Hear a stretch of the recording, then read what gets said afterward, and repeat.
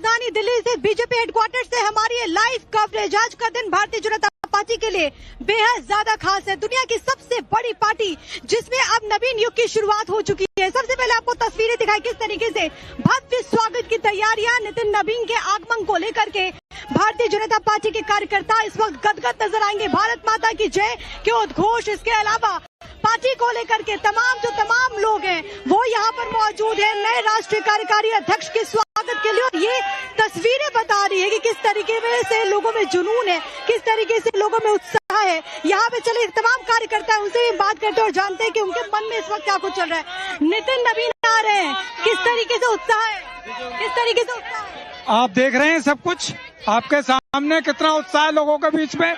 राष्ट्रीय अध्यक्ष जी की खुशी मनाने के लिए हम लोग यहाँ बैठे।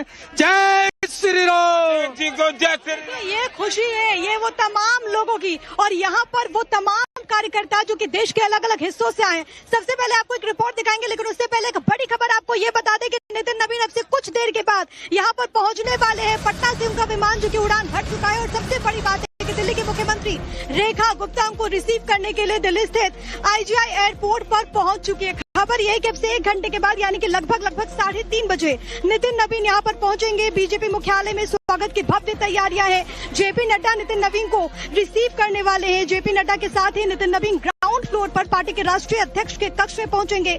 पार्टी के कार्यकारी अध्यक्ष के रूप में वो पदभार ग्रहण करने वाले हैं। इसके अलावा ग्राउंड फ्लोर पर ही मल्टीपर्पज हॉल में पार्टी नेताओं और कार्यकर्ताओं से मुलाकात होगी।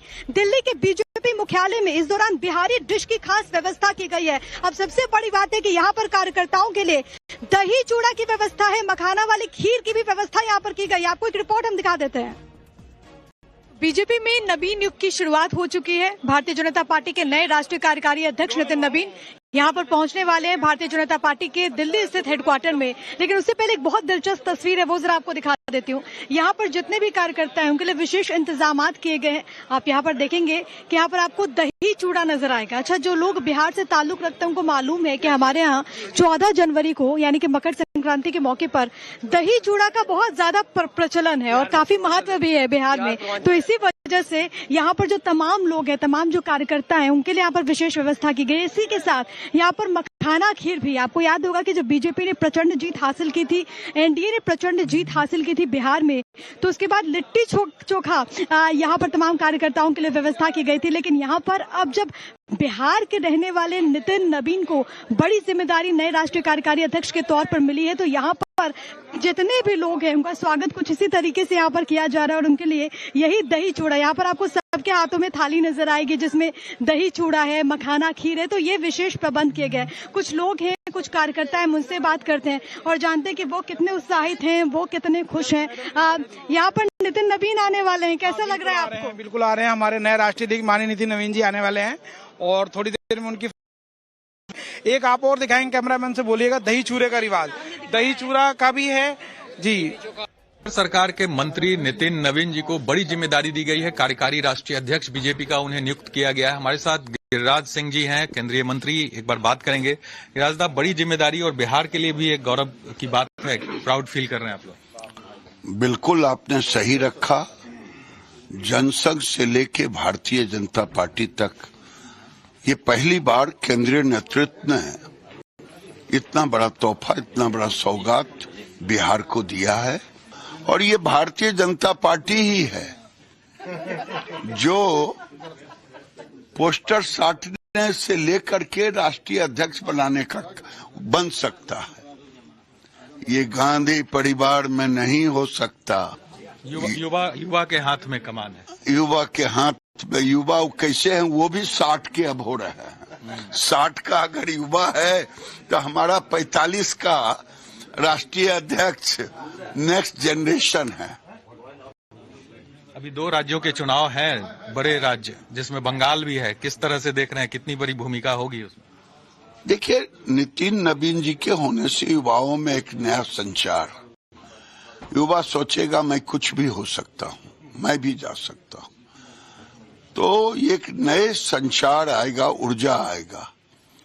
और ये मैं पहले भी कहा, बंगाल की जनता ने तय कर ली है ममता बनर्जी को हटाने का, क्योंकि ममता बनर्जी का हटना उतना ही जरूरी है जितना बंगाल में हिंदुओं को बचाना।